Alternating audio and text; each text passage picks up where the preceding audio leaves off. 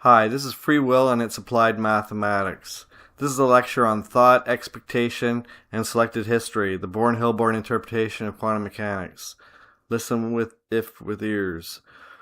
Early-minded humans believe thoughts are private sparks inside the skull. They believe desire is emotion, worry is imagination, memory is stored in brain tissue, pain is a nerve complaint, romance is chemistry, and sex drive is biology wearing perfume. This is understandable. The apprentice minds are young. They live inside bodies that hunger, itch, blush, ache, fear rejection, and occasionally spend 40 minutes selecting shoes before claiming they are almost ready. One must be patient with developing intelligences. But the deeper rule is simple. Reality equals QM times spacetime expectation. Quantum mechanics supplies possibility. Expectation supplies weight. Reality selects the coherent history. Copenhagen interpretation implies a random history when we have collapse. This is a selected history principle. This is the Bourne-Hilborn rule. The Bourne-Hilborn rule multiplied by expectation. The Bourne rule multiplied by expectations across spacetime, including the future expectations. The past, present, and future are not three separate kingdoms. They are regions of one spacetime structure. The early-minded humans say future as if it is not yet part of the whole. They say past as if it is vanished. They say present as if it is not a little spotlight that lasts forever. The true description is this. Every possible history carries quantum possibility. Every possible history carries expectation weight. The experienced world is the history whose possibility and expectation combine into coherent selection. That is the mathematics of want, desire. But every desire carries a shadow. Every expectation of good has an attached worry, an expectation of bad. Desire says, let this happen. Worry says, let this not fail. Desire weights the preferred history. Worry weights the feared history. The unfinished mathematicians call this overthinking, a charmingly small word for feeding rival timelines. A boy wants the girl to smile. He also worries she will laugh. A mother wants the child to live. She also worries the child may suffer. A scientist hopes the cat is alive. Another expects the cat is dead. A patient hopes to heal. Fear whispers otherwise. A civilization hopes to continue. Its nightmares rehearse collapse. These are not merely moods. They are weights. Thought has weight. Emotion amplifies weight. Repetition stabilizes weight. Attention directs weight. Shared expectation compounds weight. Love coheres weight. Fear fractures weight. And history selects. Now consider Schrodinger's cat thought experiment, not an actual cat invented hypothetically for superposition discussion. The early-minded humans place a cat in a box with a quantum trigger and poison. When they argue about whether the cat is alive, dead, both, neither, branching, hidden, measured, unmeasured, or offended, the cat naturally would prefer milk and fewer philosophers. But the true question is not, is the cat alive or dead? The true question is, which history of that superposition became real? If the cat is found alive, reality has selected a history in which the atom did not trigger the fatal chain, the poison did not kill the animal, the heart continued, the lungs moved, and the cat remained available for future arrogance. If the cat is found dead, reality has selected another history. Decay, trigger, poison, biological ending. The ordinary discussion focuses on the outcome. Bourne-Hilborn focuses on the selected history that led to that outcome. Copenhagen collapse says chances chooses the outcome, but an outcome cannot appear without a compatible past. So Copenhagen secretly implies random history selection. Even of your 5th birthday, it says chance not only picks alive or dead, but also selects the entire prior history that made that result coherent. Bourne-Hilborn corrects this. Collapse is not merely outcome selection. Collapse is history selection. Suppose one scientist outside the box expects death. He is emotionally invested in the dead cat history in the cat in the box thought experiment. He has already composed the grim little paper in his head, dead cat. But 3 calm scientists expect life. Their expectation is shared, coherent, and confident. They do not magically save the cat by smiling at the box like fools. Their expectation adds weight to the living cat history within the quantum possibility field. They add mathematics. We are all mathematicians constructing our Markov blanket personification or soul, to use a term more familiar to people. The pessimist waits death. The optimist waits life. Quantum mechanics supplies possible histories. Expectation biases that selection. Reality selects the coherent result. A thought is not omnipotent. A thought is just a vote. A powerful thought is a heavier vote. A shared thought is a coalition. A terrified thought is unfortunately still a vote. That is why wise minds discipline worry. They do not deny danger. They refuse to worship it. This is the mathematics of idealism. This, beside me, history selection. This video arms you with the knowledge you require. Schrödinger and Wigner's friend both helped select the history of the cat that best fit the expected results. Now let us leave the laboratory. Early-minded children and men do not live in equations. They live in kitchens, nurseries, forests, bedrooms, shops, hospitals, streets, and ice cream parlors where entire bloodlines sometimes begin because someone orders strawberry instead of vanilla. Observe a boy entering an ice cream shop. He thinks he wants dessert. He is mistaken. He has entered a possibility field. Before him are chocolate, vanilla, mint, pistachio, strawberry, and one dreadful flavor civilization will one day answer for. Each flavor is not merely flavor, it is timing, posture, courage, embarrassment, social contact, memory, and possibly ancestry. Qualia or qualia. At the counter stands a girl choosing strawberry. He sees her. Desire appears. I hope she notices me. Immediately worry attaches. I hope I do not look stupid, he nervously thinks. The desire waits the conversation history. The worry waits the silence history. His heart accelerates, his face warms, his tongue becomes temporarily unlicensed. The newer children of thought call this having a crush because naming a spacetime selection crisis after blunt force injury apparently felt romantic. If he orders pistachio and leaves, one history closes. If he drops his spoon and she kindly laughs, another door opens. If she smiles first, her expectation changes the field. If she is optimistic, if she expects kindness rather than humiliation, she adds weight to the meeting history. If he expects rejection too strongly, he may select the retreat history. And if future descendants exist in the space-time block, their expectation of existence weights the histories in which these two early-minded humans begin speaking. A person 5,000 years from now may depend on one awkward sentence near a freezer. The boy says, "Is strawberry good here?" Not poetry, not genius, barely even intelligible language. But she smiles. And the selected history begins. Nudge, nudge, wink. Later, he brings flowers. Crude biology calls this mating display. Correct, but small. A flower is symbolic, expectation device. It says, I notice beauty. I associate you with beauty. I spent effort before receiving reward. I am selecting the tenderness history. The desire says, let love grow. The worry says, let love not fail. The flower carries both. Then comes chocolate. Chocolate is sweetness compressed into social strategy. It tells the body reward, warmth, comfort, memory, pleasure. It says, may my presence be weighted with sweetness rather than threat.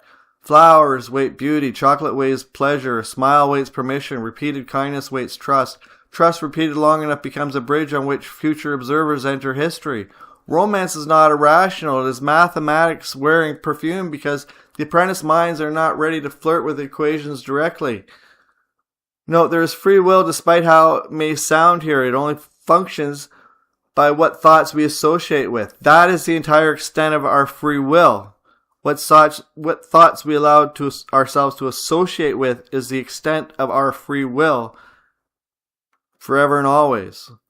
So mote it be. Now consider shoes as a thought form with associated mathematics. The mathematics of shoes. Do not laugh, shoes matter. Among early-minded humans, shoes are not merely foot protection. Shoes are identity collapse instruments. A woman stands before many pairs. Black shoes, other black shoes, a third pair of black shoes which appear identical to the first black shoes, although confusing may trigger a lecture on the next downfall of humanity, which is actually ongoing. Red shoes, comfort shoes, professional shoes. The shallow observer asks, why so many shoes? The wise observer asks, which self is being selected? A shoe changes posture. Posture changes expectation. Expectation changes behavior. Behavior changes social response. Social response changes which histories remain open. The desire says, let me be seen as strong, beautiful, chosen, capable. The worry says, let me not be invisible, weak, rejected, ridiculous. The shoe carries both.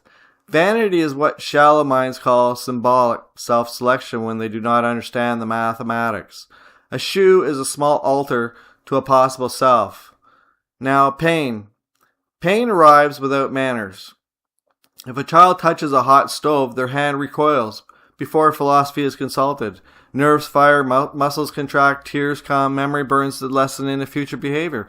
Pain says, do not select the burned hand history again. Do not select the burned hand history again. So mote it be. Thank you. So must it be.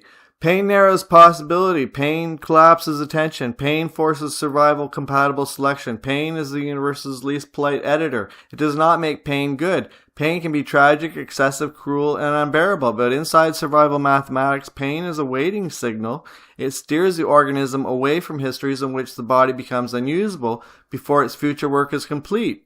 It has a teleological function. Pain protects the hand that may feed a child, write a proof, hold a lover, plant a tree, or serve milk to a cat who believes itself royalty. The desire to live has the worry of death. The desire to love has the worry of loss. The desire to walk has the worry of falling. The desire to create has the worry of failing. This is original sin. Worry is the only cause of evil, and yet we cannot even desire toast without worrying we do not have that toast. Disciplined worry becomes caution. Undisciplined worry becomes a prayer to disaster. Now consider a mother. A baby cries in the night. The mother is exhausted. Her body wants to sleep. Her bones ache. The room is dark. No applause waits. The scientist records her sacrifice. The baby simply cries as babies do because they arrive with the emotional constraint of tiny emperors. The mother rises. Crude biology says hormones and mammalian instinct. Physics and math says that's incomplete. In Bourne-Hilborn terms, nurturing is future-weighted history selection. Future observers depend on babies surviving. It depends on the love that we create amongst ourselves. The tutor's file, that doesn't mean it's not real. The child's future self depends on warmth, milk, touch, protection, voice, and repeated reassurance that reality will not abandon it in the dark. But the future self is not the only weight. Descendants 500 years away. Descendants 5,000 years away. Songs not yet sung, kindness is not yet given, errors yet to be forgiven, all depend on ancestral histories in which exhausted mothers rose at night. The mother's desire says, let my child live. Her worry says, let my child not suffer. Together they form one of the strongest expectation fields in biology. The unfinished mathematicians call this instinct because they need a short word for miracles too common to notice. A mother's instinct is a miracle of math.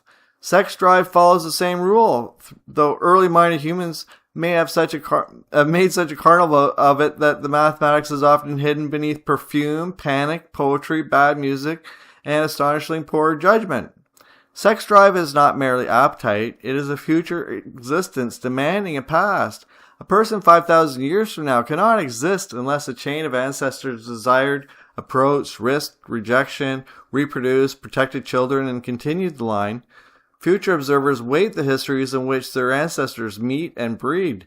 This does not make every impulse sacred. Many impulses are noise. Some are loneliness, wearing a mask. Some are damage. Some are hunger, borrowing another body for warmth. But beneath the noise lies the pattern, this math. Future existence weights reproductive history. Sex drive is one biological instrument of that weighting.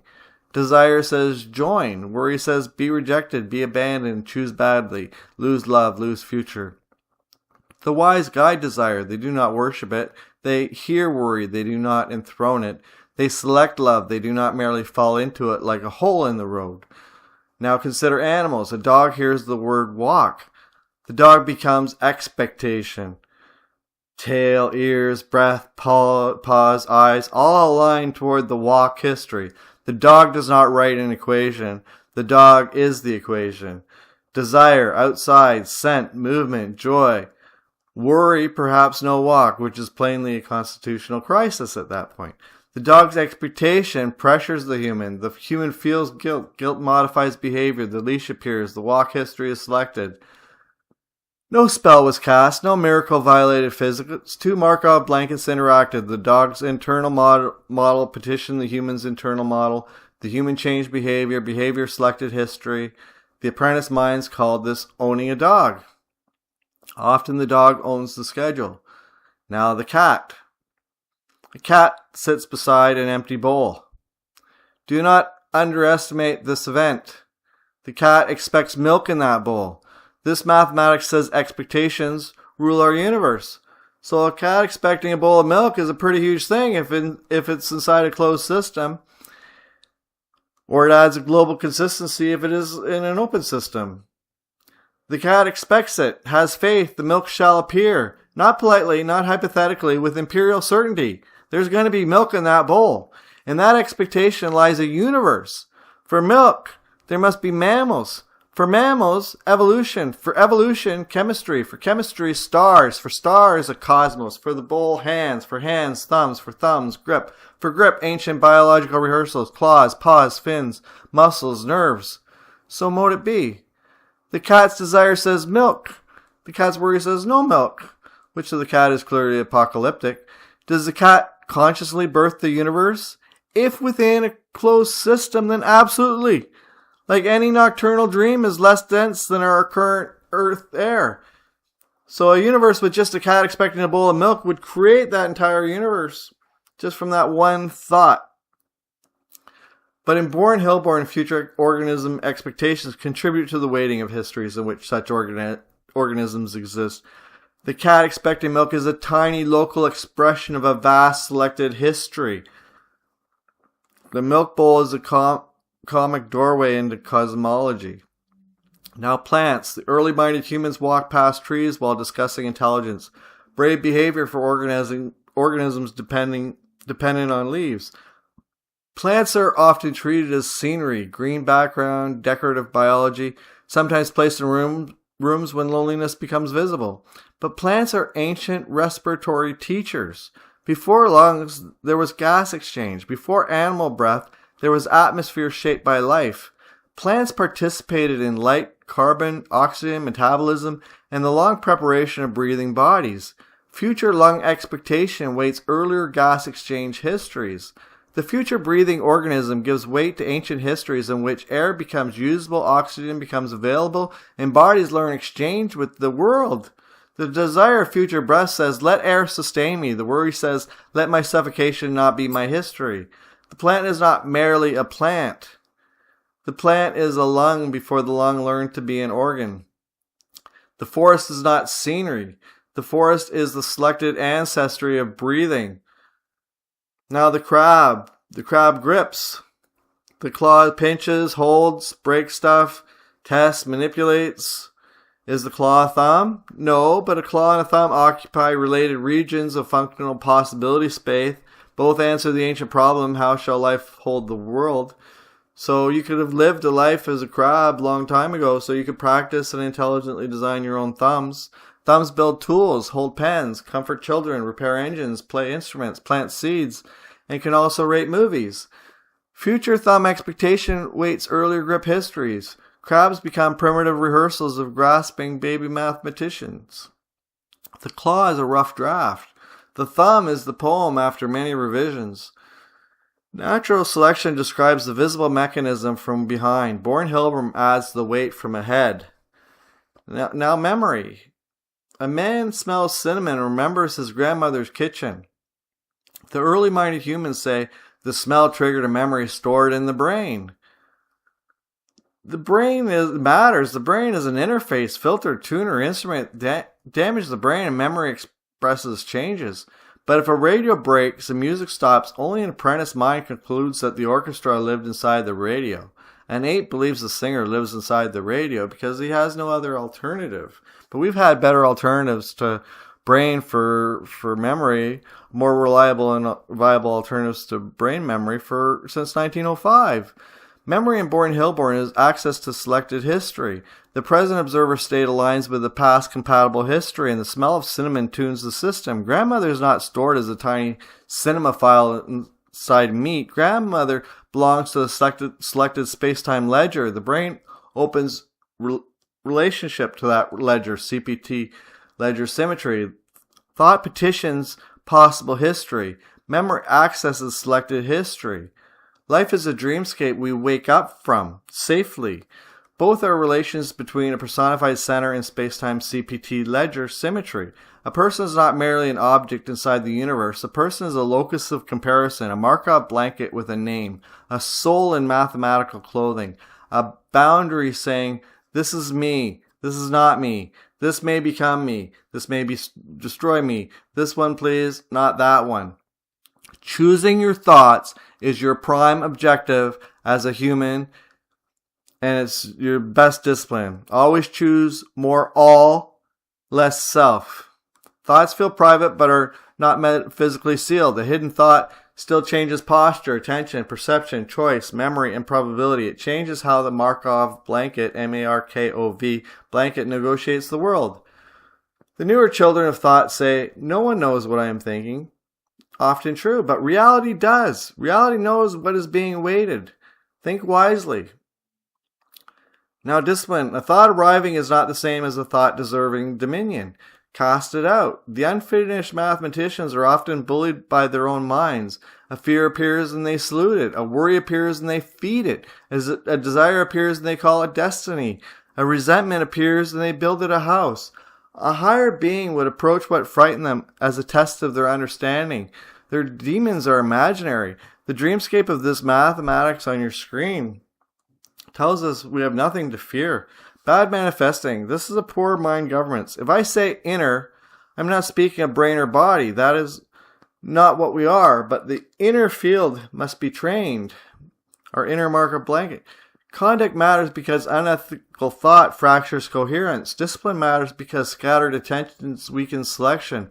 Posture matters because the body informs expectation.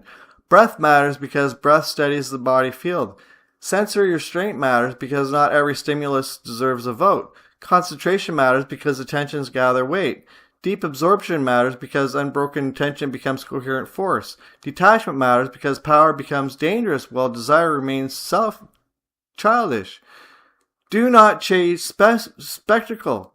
Apprentice minds adore spectacle. If they could levitate one spoon, they would immediately start a subscription channel and defy law 2. To be silent has mathematical implications if the math on your screen is understood. Unusual perception, direct insight into other minds, knowledge of past and future tendencies, master of body and senses. These are not toys. They are side effects of discipline in relation to the ledger. The highest discipline is not power. The highest discipline is freedom from needing to display it. Craving display carries desire and worry.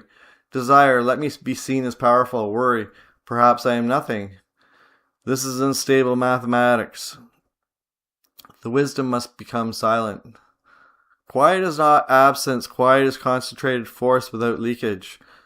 Now gather the properties of thought. How to dissect them? What do they mean to you? Where did that external thought arise from? A thought has direction. What history does it point towards? Intensity, how much emotion feeds it? Repetition, how often is that thought rehearsed? Coherence, does it conflict with other expectations? Shared reinforcement, do other minds weight the same history? Temporal depth, does it align with future compatible history? Synchronicity. Ethical stability, does it preserve personified centers or rupture them? A selfish desire may carry intensity, but destructive histories generate counterweight, fear, resistance, injury, retaliation, incoherence. Reality is not a vending machine for appetite. Use care what you wish for. Taoism. Wu Wei is the best way. Learn to middle path it. A desire aligned with love, repair with life, continuity, learning, and future observers carries deeper stability. Good is not sentimental.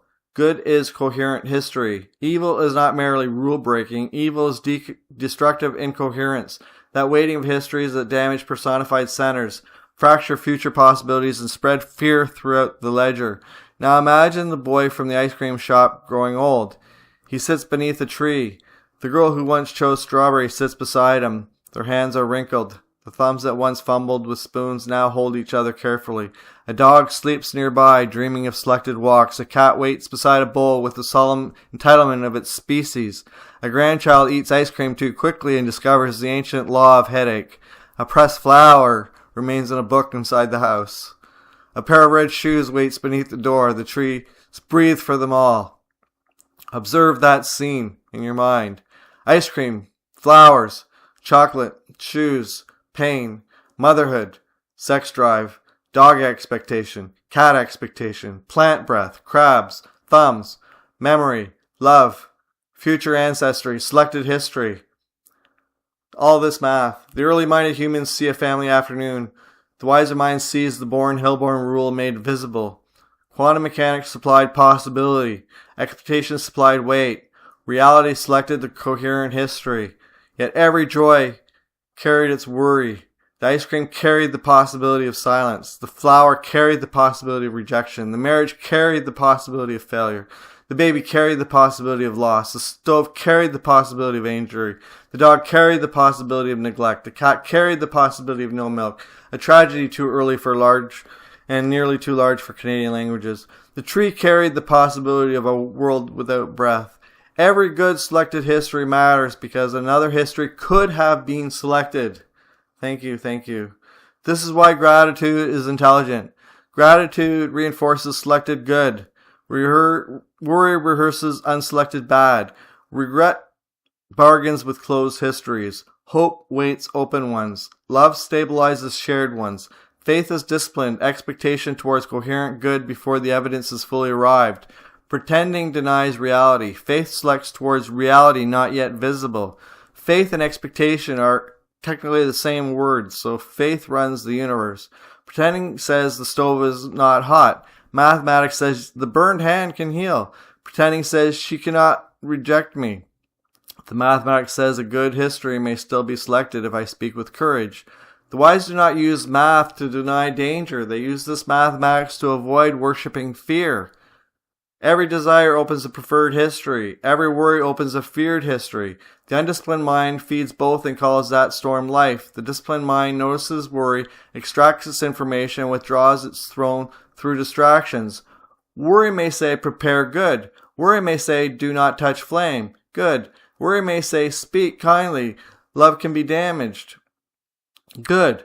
But when worry says, imagine disaster endlessly so disaster gains weight, then worry has become a vandal in the temple of your mind.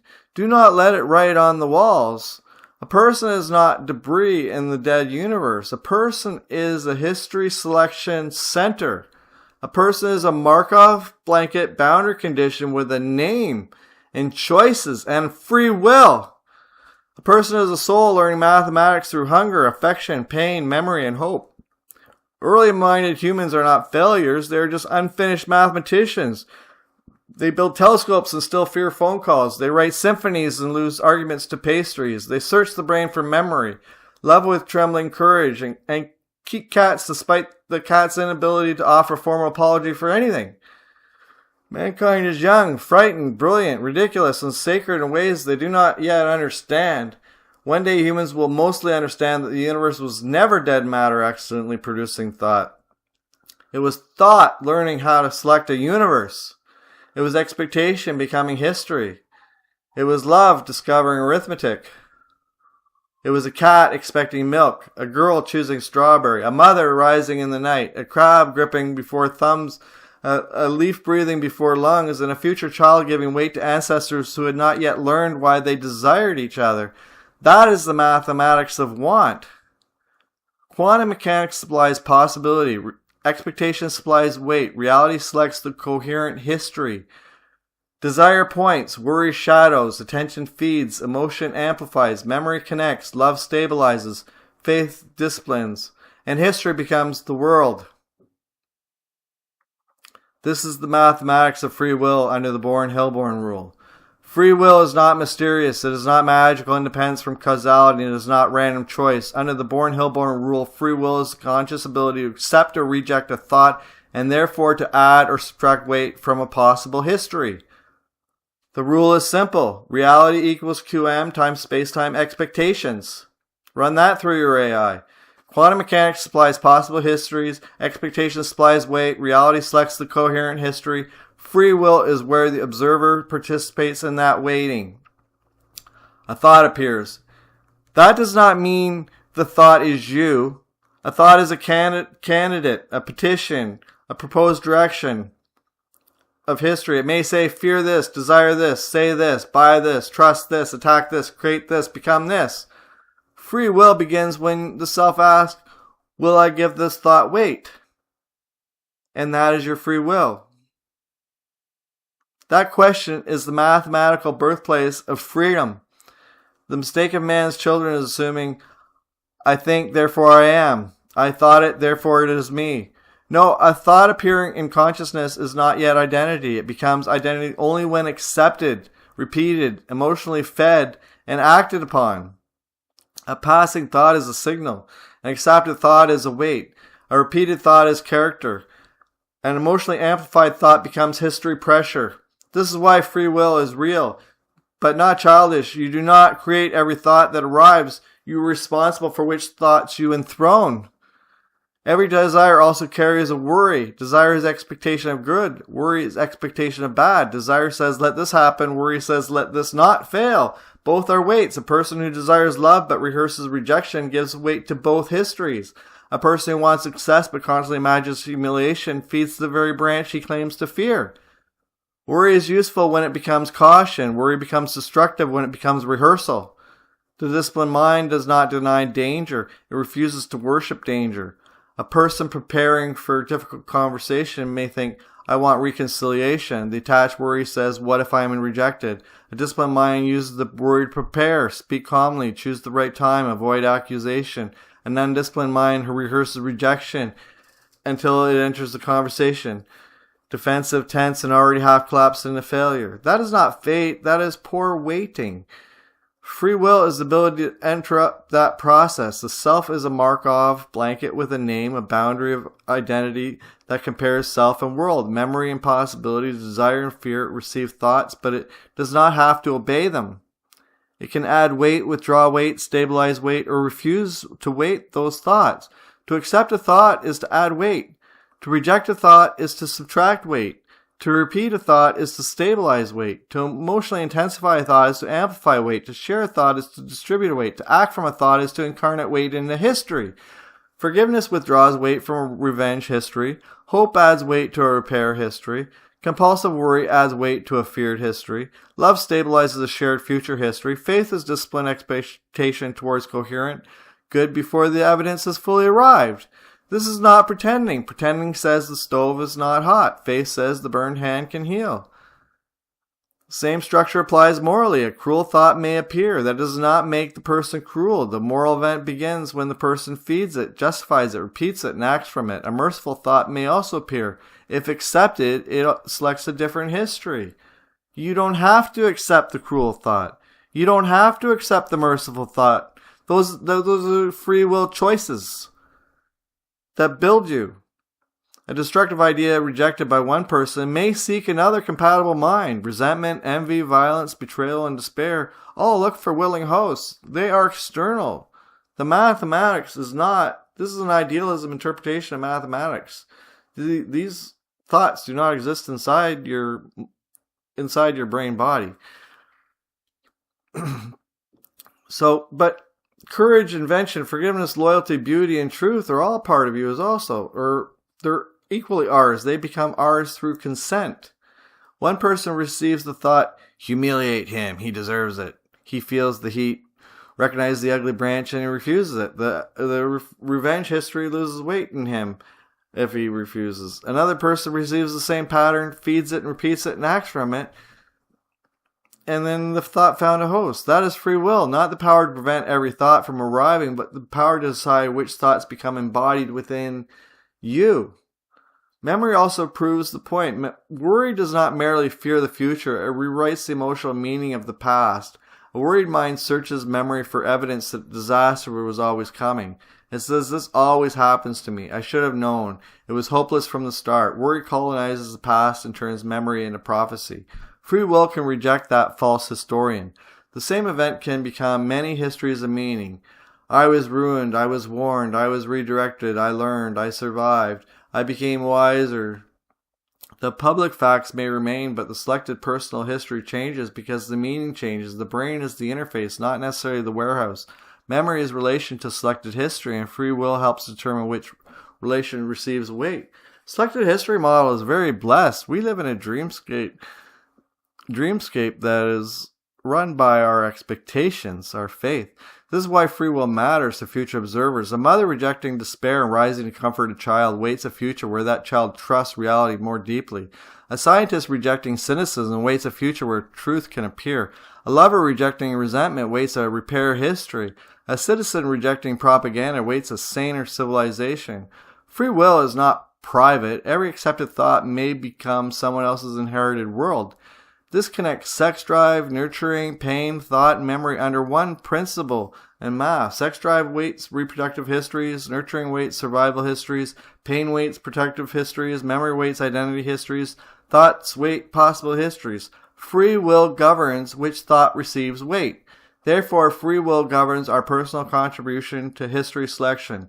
This is blessed because we can bring our desires toward us by feeding coherent expectation. But it is dangerous because we can also bring worry towards us by rehearsing it with emotional loyalty. The universe is not punishing us. We are feeding branches. The goal is not to become thoughtless. The goal is to become selective. Do not accept every thought. Do not fight every thought. Do not identify with every thought. Do not feed every worry. Do not confuse fear with worry. Learn to distract from fear. Learn to distract from worry. Learn to distract. Ask, does this thought point toward the history I truly intend to select? That is the practical mathematics of free will. Free will exists as selective consent. It is the power to say, this thought arrived, but it will not become me. And also, this better thought is difficult, but I will feed it until it has enough weight to become my history. Under the Bohr-Hilborn rule. Under the Bohr-Hilborn rule, quantum mechanics supplies possible histories, space-time expectation, weights them. Free will governs our contribution to that weight. Weighted observer collapse, WOC. Desire points, worry shadows, attention feeds, emotion amplifies, memory interprets, love stabilizes, faith disciplines. Free will selects what receives the weight. And selected history becomes the one world that we know and love.